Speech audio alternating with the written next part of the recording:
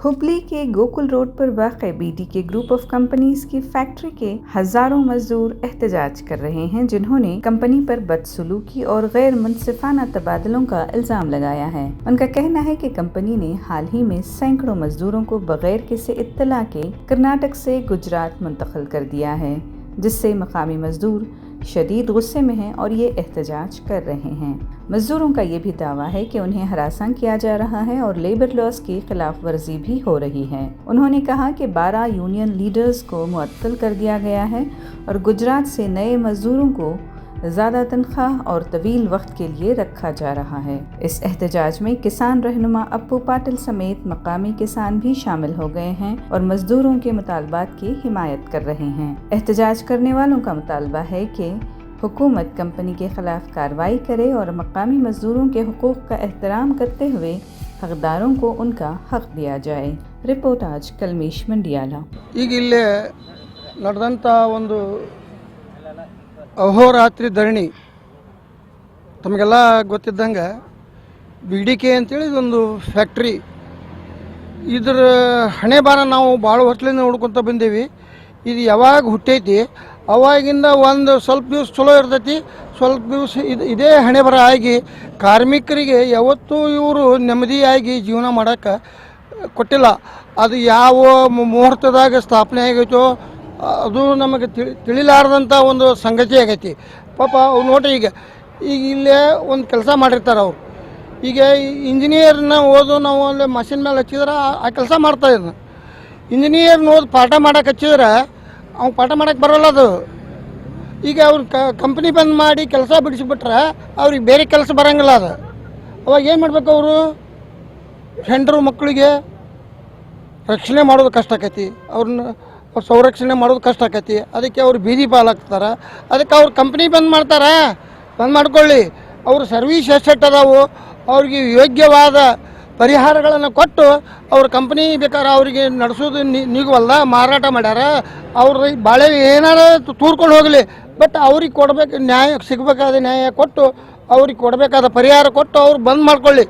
ಸುಮ್ಮನೆ ಕಂಪ್ನಿ ಬಂದ್ ಮಾಡೋದು, ಎಲ್ಲೇ ಕುತ್ಕೊಂಡು ಯಾರಿಗಾರ 1 to 2 ಅವಾಗ ಏನಿತ್ತು ಇದ್ರ ಎಲಿವೇಶನು ಇವತ್ತೇನಾಗೈತಿ ಇದನ್ನು ಮಾರ್ಕೊಂಡು ಅವರು ಸಬ್ಸಿಡಿ ಹಣ ಹೊಡ್ಕೊಂಡು ತಮ್ಮ ಲಾಭ ಅಷ್ಟು ತಗೊಂಡು ಹೋಗ್ತಾರೆ. ಪಾಪ ಇವ್ರ ಗತಿ ಏನ್ರಿ?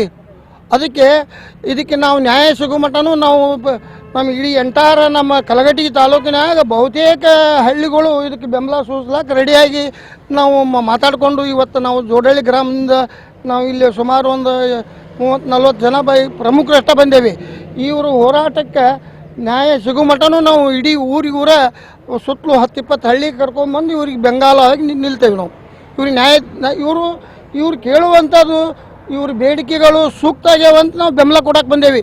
ಇವ್ರ ಬೇಡಿಕೆಗಳು ಅಲ್ಲದು ಇದ್ದಂದ್ರೆ ನಾವೇನು ಇವ್ರಿಗೆ ಬೆಂಬಲ ಸೂಚಿಸ್ತಿದ್ದಿಲ್ಲ. ಇವರು ನ್ಯಾಯಯುತವಾಗಿ ಬೇಡಿಕೆ ಅದಾವನ್ನೋ ಸಲುವಾಗಿ. ಮತ್ತು ನಮ್ಮ ಭಾರತದ ಒಳಗೆ ಇದೊಂದು ನಮ್ಮ ಸಂಸ್ಕೃತಿ ಹೆಂಗದ,